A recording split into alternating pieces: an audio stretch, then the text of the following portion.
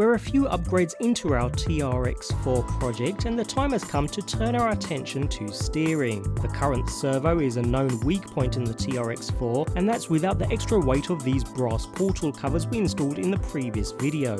So what better to replace it with than this, the Traxxas High Torque 400 digital servo.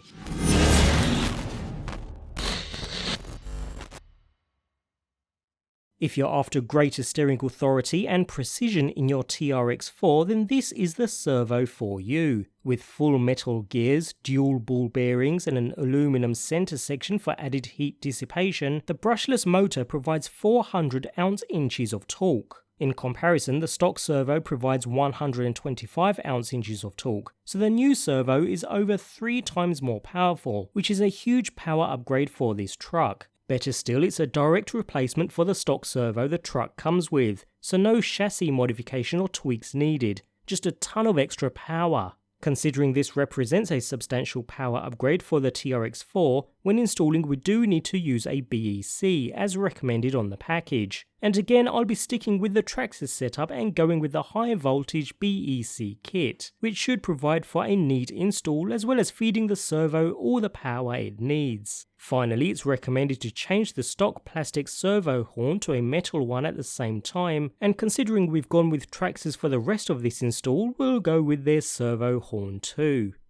So let's get started. First I'll loosen the battery tray, considering it gives us extra workspace and we'll be running some wires under it too. And finally we remove the wire clamp with 2 screws and the receiver cover with its 3 screws.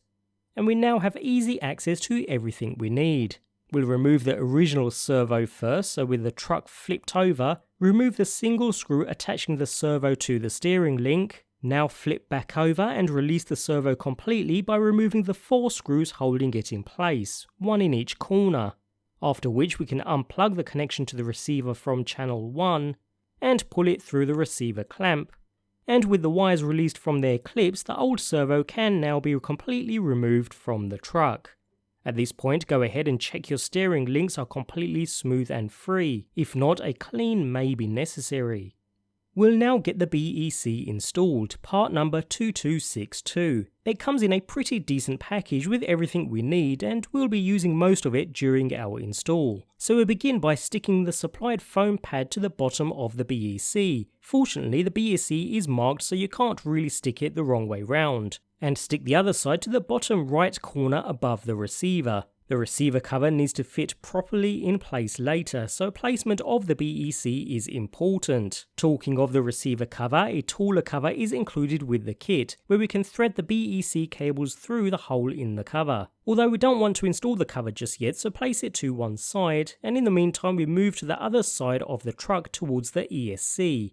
Where we now need to remove the 2 screws holding the ESC in place, so that we can feed the BEC wire under it and to one side, although I'm going to remove the ESC wire and try to move everything under the battery tray for a neater install, after which we screw the ESC back down into place using the same 2 screws just removed. At this point we can plug the BEC cable directly into the ESC connector we just moved, although if you're looking to add other accessories such as a light kit for example, we can use the Y cable supplied within the BEC package, connecting one end to the ESC, now splitting the connection into 2, one for the BEC, and the second now remaining spare for any other accessories.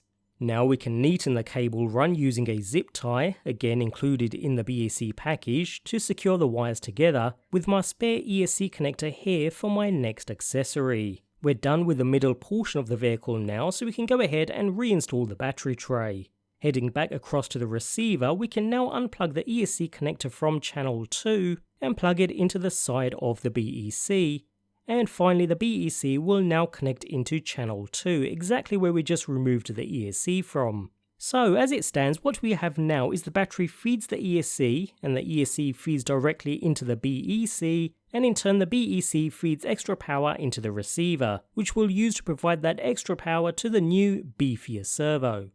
Talking of the servo, let's now get that in place. We've done all the hard work so we can go ahead and feed the servo cable through the shock tower and then through the cable clamp to the receiver, connecting it straight into channel 1 on the receiver itself. Before we do anything else, connect a battery, Power on the transmitter, making sure the trim dial is set to the middle position, and then power the truck, in order to give the servo a quick test and center it, so that we can now attach the metal servo horn using the original screw from the stock servo, albeit with some thread lock thrown in. Now we can power down and insert the servo into position before reinstalling the same 4 screws to secure it into place.